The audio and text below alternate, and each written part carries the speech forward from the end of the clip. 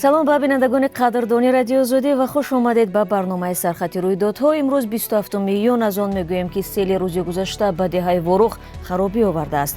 дар Русия хостори эълони авфи муҳоҷирон шуданд. дӯсти рӯзноманигор Абдуллои Ғурбатиро бозпурсӣ карданд. нигоҳе меандозем ба нархи ор дар бозорҳои пойтахт ва мебинем ки тибқи тағйироти нав дар қонун минбаъд киҳо ходими дин шуда наметавонанд. имрӯз 27 июн аз замони имзои соҳишномае ки ба ҷанги хунин ва 5 солаи дохилӣ дар Тоҷикистон поён дод 25 соли расо гузашт.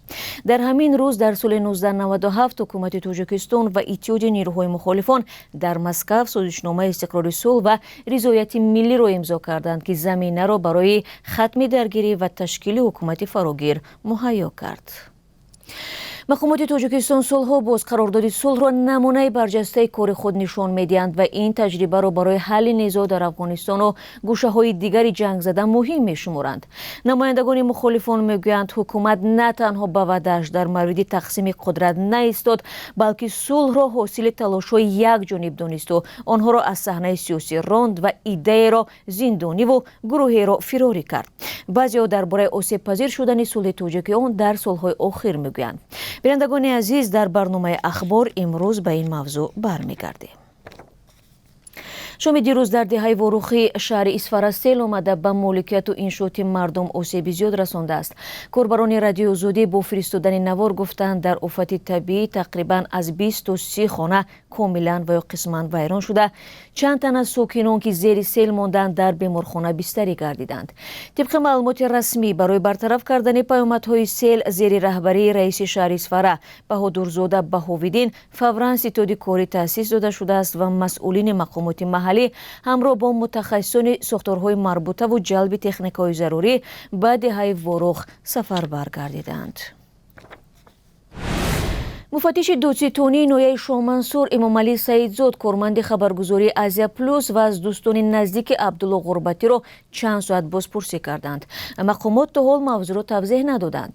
ҳамкорони Эмомалӣ Саидзод мегӯянд бозпурсии ин рӯзноманигор бегоҳи 24 июн сурат гирифт. худи ӯ баъди бейрон шудан аз бозпурсӣ аз суҳбат худдорӣ кард. ҳамкоронаш гуфтанд дар додситонӣ аз рӯзноманигор баёнот гирифтанд то ҷузъиёти бозпурсиро ошкор накунад. ҳамчунин телефони Эмомалӣ Саидзодро санад карда гирифтанд ва ваъда доданд ки онро бармегардонанд. Эмомалӣ Саидзод борҳо дар шабакаҳои иҷтимоӣ аз боздошти Абдулло Ғурбатӣ ва далери Эмомалӣ интиқод карда буд.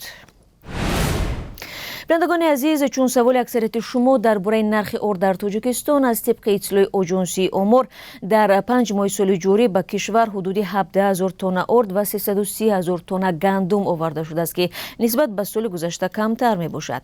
гуфта мешавад арзиши орди воридотӣ дар қиёс ба ҳамин давраи соли 2021 беш аз 14% ва гандум наздики 11% афзудааст.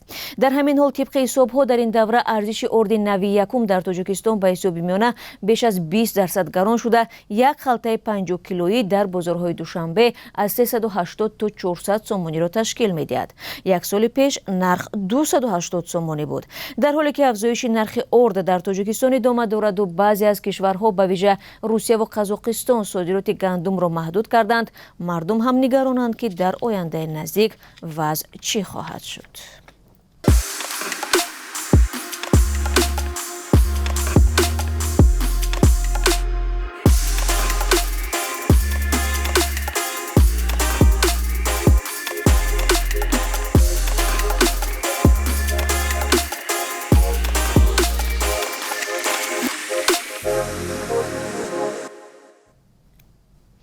шумо сархати рӯйдодҳоро тамошо доред. дар натиҷаи ҳамлаҳои мушакии Русия ба Киев, пойтахти Украина ва шаҳри Черкас дар рӯзи 26 июн камаш 2 нафар кушта ва 11 тани дигар захмӣ шуданд.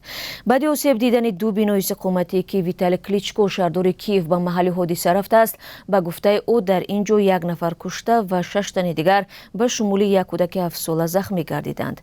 Русия гуфт гузоришҳо дар бораи ҳамла ба ҷойҳои аҳолинишин бофта ҳастанд ва низомиёни рус як корхонаи аслиҳасозиро ҳадаф гирифтанд. Виталий Кличко ҳамлаҳои мушакиро як талоши Русия барои тарсонидани украиниҳо дар остонаи нишасти сарони НАТО номид, ки қарор аст рӯзҳои 28 то 30 июн дар Мадрид баргузор шавад. Шаҳри Черкасе, ки то ҳол аз ҳамлаҳои Русия эмин монда буд, рӯзи 26 июн шоҳиди чанд таркиш шуд. Ба гуфтаи мақомот дар ин ҷо 1 нафар кушта ва 5 тани дигар маҷрӯҳ гардиданд. дар Русия барои паноҳҷӯёне, ки пештар қонунҳои муҳоҷиратро вайрон намудаву аммо ҷинояти вазнин содир накарданд, хостори эълони афв шуданд. Чунин пешниҳод аз забони Татьяна Москалькова, омбудсмени ҳуқуқи башар, садо додааст. дар замони пандемия, вақте марзҳо баста буд, бо амри Владимир Путин муҳоҷирон имкон доштанд бидуни санади иқомат дар Русия бимонанд. тобистони соли гузашта ба шаҳрвандони хориҷӣ давоми 90 рӯз моҳлат дода шуд, ки бояд санадҳои худро дуруст ва кору зиндагиашонро қонунӣ кунанд. маъмулан барои ҳузури ғайриқонунӣ муҳоҷиронро аз Русия ихроҷ мекунанд. соли 2021 беш аз 120 000 муҳоҷири тоҷик ки ҳаққи вуруд ба Русияро надоштанд афв гардиданд.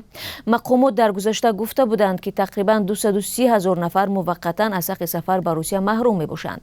зимнан қарор аст ҳамин ҳафта Владимир Путин президенти Русия ба Душанбе равад ва бо раиси ҷумҳур Эмомалии Раҳмон гуфтугӯ кунад. муҳоҷирони тоҷик чун ҳамеша аз чунин мулоқотҳо баррасии мушкилоти фаровон ва пешбинӣ шудани ягон сабукеро дар нисбати кору зиндагиашон дар ин кишварро доранд. минбаъд дар Тоҷикистон нафароне ки ҷинояти марбут ба озодии ҷинсӣ ва дахлнопазирии ҷинсиро содир карданд, ҳаққи ходими дин шуданро надоранд. дар ин бора парлумони Тоҷикистон тағйирот ба қонунро қабул кардааст. ҳамчунин тибқи ислоҳот афроде ки дар ҷинояти хусусияти террористӣ ва экстремистӣ дошта даст доранд, ҷиноятҳои вазнин ва махсусан вазнинро содир карданд, муассис ё ходимони иттиҳодияи динӣ шуда наметавонанд. дар гузашта ҳолатҳои зиёди боздошт ва зиндонӣ шудани имомхатибон аз сӯи мақомоти қудратӣ бо иттиҳоми ҳамкорӣ бо созмонҳои мамнӯъ расонаӣ шуда буд.